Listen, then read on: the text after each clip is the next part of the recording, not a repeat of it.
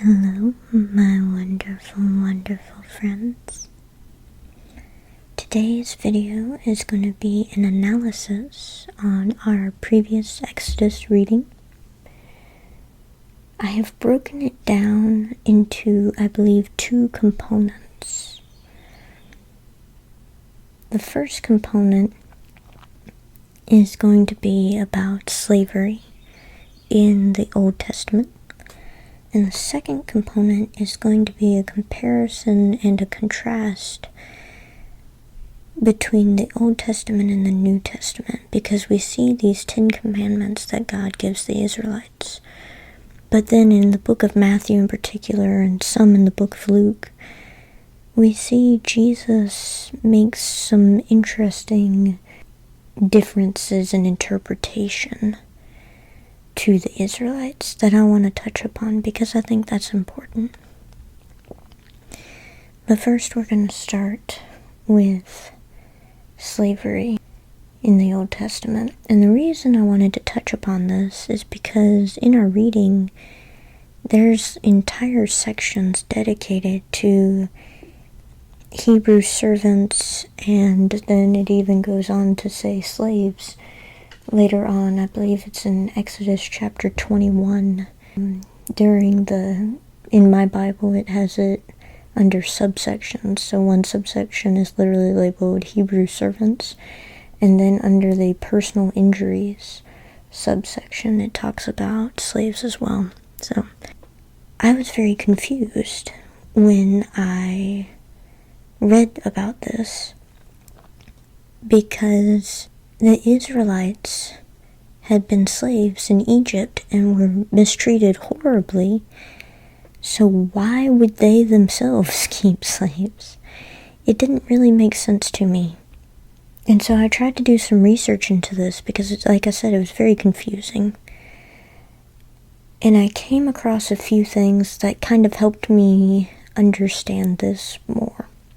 So one misconception I had was the Hebrew word that translates to English meaning slave. In Hebrew, it actually means to work. So when we see the word slave used in our Bibles, most likely that word and what it means to us today did not mean what it meant back then to the Israelites.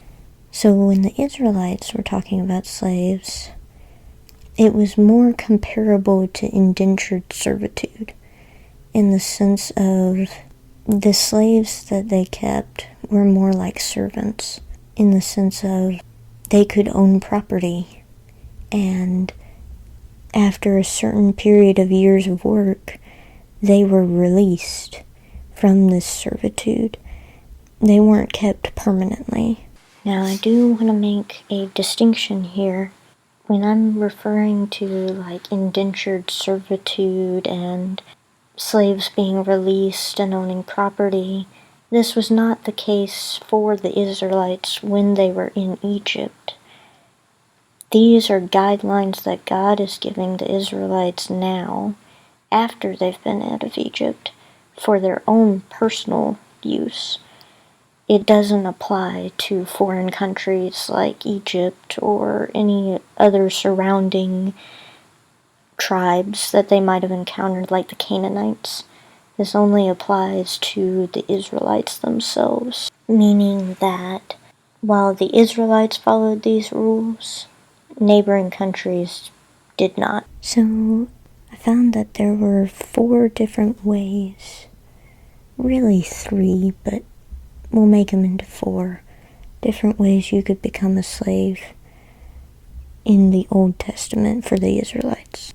Now, there are 2 distinctions here. The first distinction is there were Jewish slaves or servants, and then there were non-Jewish slaves and servants.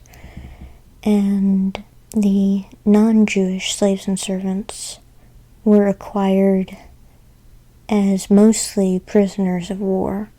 The Jewish servants or slaves were acquired in a number of ways. The first was debt. So if a Israelite couldn't pay off a debt to another Israelite, they could sell themselves as a slave or a servant. They could enter into the service of that Israelite that they owed for a certain amount of years, and then that would pay off their debt. So they were working to pay off a debt, essentially. The second way, which is kind of like a subcomponent of the first way I mentioned of the debt, but the second way is when particularly a famine occurred, people could sell themselves and their family members to a person who was more well off to save themselves from famine. So in that way, they would be provided for. They were treated basically like equals to the people they were taken in from. So in a way, if you were starving, this was a great way to get food and be safe. So you could enter into slavery or servitude through that means. The last way was if you committed a certain kind of crime that required a punishment that you had to pay back, but you couldn't afford to pay it back. So in that instance, you would have to pay it back by becoming a slave or a servant to the person you wronged. So, for example, you were caught stealing, theft. Your punishment would be to enter into servitude of the person you stole from. If you couldn't afford to replace what you stole or make restitution or pay back what the owner of the original item thought that item was worth. So those were the 4 ways. So we had prisoner of war, we had debt, to pay off a debt, and we had to avoid famine, which I kind of pair with debt, kind of. And then if you were accused of a crime, that would cause you to be a servant. But like I said, it's different than how we view it, because first is that the slaves would go free. Even the prisoner of war ones could go free. I believe later on, in like Leviticus or Deuteronomy, one of the two, we see that there's a law instilled where every 50 years, all of the slaves, including the prisoner of wars, went free. But then the Jewish slaves, they only could work for 6 years, and then on the 7th year they had to go free. So if you were a prisoner of war, you were released every 50th year. And if you were a debt ower, a famine escapee, or a Jewish prisoner that had committed a crime and you couldn't make restitution for it other than by selling yourself into slavery or servanthood, you only had to work 6 years, and then the 7th you would be let free. So that's one major distinction. The second one is the amount of rights that these servants and slaves had. So that, like I said, they had property, they had the ability to even be a witness in court if they witnessed something. So the Israelites wouldn't want to mistreat these people because eventually they would be out with them. And these slaves and servants were supposed to be treated well, because in Exodus chapter 23 verse 9, God literally tells the Israelites, do not oppress a foreigner, because you were foreigners in Egypt. And the Israelites would have remembered how that felt to be oppressed. So God was basically telling them, do unto others as you want done to you. So like I said, they were treated a lot better than what we think of today. Moving on from that, we're going to go to this Old Testament versus New Testament. So God gives the Israelites the 10 Commandments, and they have very straightforward laws for the Israelites to follow. But then we see in the New Testament, Jesus brings a different kind of perspective to a bunch of these things. And not only does Jesus bring a new perspective into the Ten Commandments, but he also brings a new perspective into what was said after the Ten Commandments. I think the most famous out of all of these is the whole eye for an eye, tooth for a tooth phrase. Jesus, in the book of Matthew, chapter 5, verse 38, it says, "You have heard that it was said, eye for eye and tooth for tooth. But I tell you, do not resist an evil person. If anyone slaps you on the right cheek, turn to them the other cheek also. And if anyone wants to sue you and take your shirt, hand over your coat as well. If anyone forces you to go 1 mile, go with them 2 miles. Give to the one who asks you, and do not turn away from the one who wants to borrow from you." And I read that, and I was like, that is very, very different than what was said before. And what I didn't realize was I was interpreting it as if God was talking to every individual person. For example, like the Ten Commandments were for every individual person. But then I did some research and I realized that when God was talking about eye for an eye, tooth for a tooth, he was talking to the Israelites, yes, but he was talking to the judges of the Israelites more specifically. And so it's like, how do you know he was talking to the judges and not individual people? And so I did some rereading of the verse. And so we go back to Exodus. It is Exodus chapter 21, verses 23, verses 25. It says, "But if there is serious injury, you are to take life for life, eye for eye, tooth for tooth, hand for hand, foot for foot, burn for burn, wound for wound, bruise for bruise."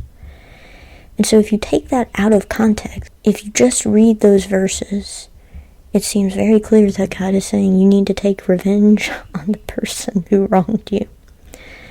But then, if you read it in context of this, if you read from chapter 21, verses 12 through 35, which is what this section is, even if you just read the whole chapter of 21, it's not too bad, it's only 36 verses. If you read that in of itself together, you realize that these are guidelines for the judges, not for individual people. This is to solve disputes between people. Even if you just read that paragraph of 22 through 25, it says in verse 22, "If people are fighting and hit a pregnant woman and she gives birth prematurely, but there is no serious injury, the offender must be fined whatever the woman's husband demands and the court allows." And then it leads into, "But if there is serious injury, you are to take life for life." So those verses 23 through 25, were in particularly going along with what to do in the instance of a pregnant woman being injured. So there's that piece as to why it helps the judges. But then you're like, okay, so how does it help the judges? So my interpretation of this is that God was telling the judges to judge fairly, to make the punishment fit the crime. And so we see this New Testament of Jesus saying, turn the other cheek. Jesus and God realized that people were interpreting this as an excuse to do revenge. And Jesus says, no. If anything, you should love everyone. You should turn the other cheek. You should love and take care of each other instead of acting on your reflex of revenge. So the other 2 Ten Commandments that I want to bring attention to that had a stark contrast in the New Testament as far as interpretation goes. The first one is, thou shalt not murder, or don't kill anybody. But Jesus says that If you have anger towards someone in your heart, then you have effectively murdered them. And what I think Jesus is saying here is that sin doesn't just happen. You choose to do it. Or, rather, there is forethought in it. Now, obviously, there are times where you don't know that you're sinning, and then you realize it, and then you repent, and that's okay. But Jesus is referring specifically to when you're consciously thinking about doing something, and then you do it. It doesn't all of a sudden just happen. So this plays into what he's saying about anger and murder. If you continue to feed on that anger, it builds, which can lead to very bad things like murder. So, in reality, what I think he's trying to say is don't continue to go down that path. Stop yourself before it gets to the point of sin, like murder. I'll give you an example. So, this is a true story. When I was living in a neighborhood, they had voted on like a speed bump being installed because cars were going too fast through this one particular area, and it was near where a school bus stopped. But the speed bump was in front of two people's houses, essentially. And one of them was all for the speed bump, had actually wanted the speed bump there, and the other did not. But the speed bump got installed anyway, and the guy who hadn't wanted the speed bump killed the man. He went over to his house and shot him over a speed bump being installed because he was so angry that it got passed. So this story demonstrates how anger, if you let it fester for days, weeks, months, can lead you to do things that normally you wouldn't do. The other New Testament law was about adultery, or not coveting your neighbor's wife. And coveting, or to covet, means to want, or to lust after, or to be greedy about, I guess, is another way of putting it. But Jesus says that if you even look at someone with lust, that you are committing adultery with them in your heart. Again, this is playing with the idea of just thinking about it can lead to sin, so don't think about it. Stop it now before it gets out of hand. Which I think plays into the part of when he is saying, if your right hand causes you to sin, cut it off. He doesn't actually mean cut off your right hand. He means cut off the thought before it becomes something bigger, into something that is not just limited to a body part, but something that takes over the entire body. Something sinful and not great. So those were a few of the contrasting things he said. But there were some similar things. For example, you shall not give false testimony. Jesus says in Matthew, don't give false testimony against anybody, because you yourselves will be in the day of judgment. And you don't want to have that against you on your conscience before the ultimate judge, God, who actually knows the truth. Which, let's focus on the Pharisees for a minute with this one. Because the Pharisees falsely accused Jesus. So these studiers of the law, who made the law of Moses what they based their entire lives on, ended up falsely testifying against Jesus. They broke one of their sacred rules. Now, we're all capable of making mistakes. That happens. But the Pharisees had a position of power because the people believed that these Pharisees were as close to being right as possible, because they always preached loudly that they were the ones that were following God's teachings. They were teachers, essentially, of the law, which Jesus throughout his entire ministry points out to them and is like, look, you're teachers. If anybody's supposed to know the law, if anybody is supposed to know how to interpret these things, you guys should be the ones. And thus, they're held to almost a higher standard because what they say is affecting everyone. So Jesus doesn't contradict what the Ten Commandments say. In fact, in the very beginning of Matthew chapter 5, he says, I haven't come here to tell you that the law is wrong, but to uphold the law. But he has taken it to an interpretation that applies to everyone. He has, in a sense, taken it so that you're not translating it word for word, but instead are finding the interpretation of what God intended the law to mean. I read on one of the articles that Moses provided the written law to be followed word for word, but Jesus showed the spirit behind the law, if you will. And it's kind of like, I guess, in the U.S., it's kind of like the Constitution, where you have written laws, and then you have the Supreme Court that interprets the law.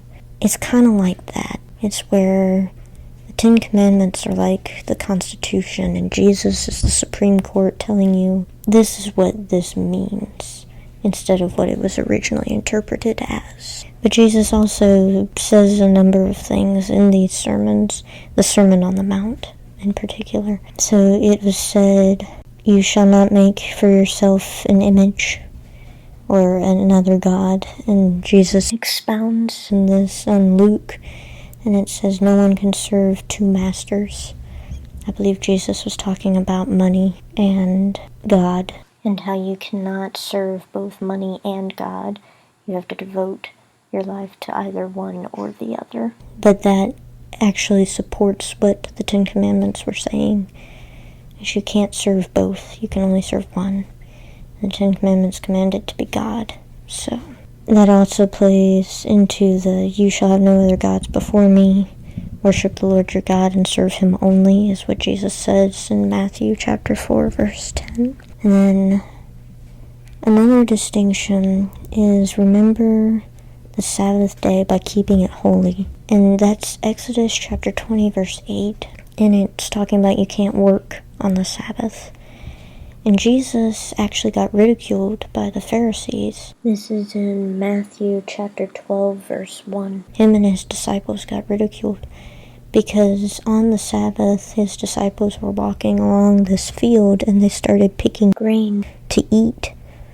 And the Pharisees are like, oh, you're working, you can't do that on the Sabbath. And Jesus is like, you need to be able to sustain yourselves on the Sabbath. He referenced David, actually, and how David took some of the bread meant for the priests and ate it because there was no other food for him. He had to eat in order to live. And the story Jesus was referencing can be found in 1 Samuel chapter 21, verse 1.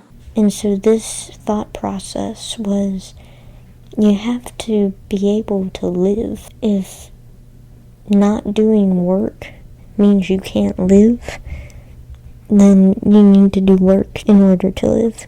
Jesus also was reaffirming that he had authority, as he said, the Sabbath was made for man, not man for the Sabbath.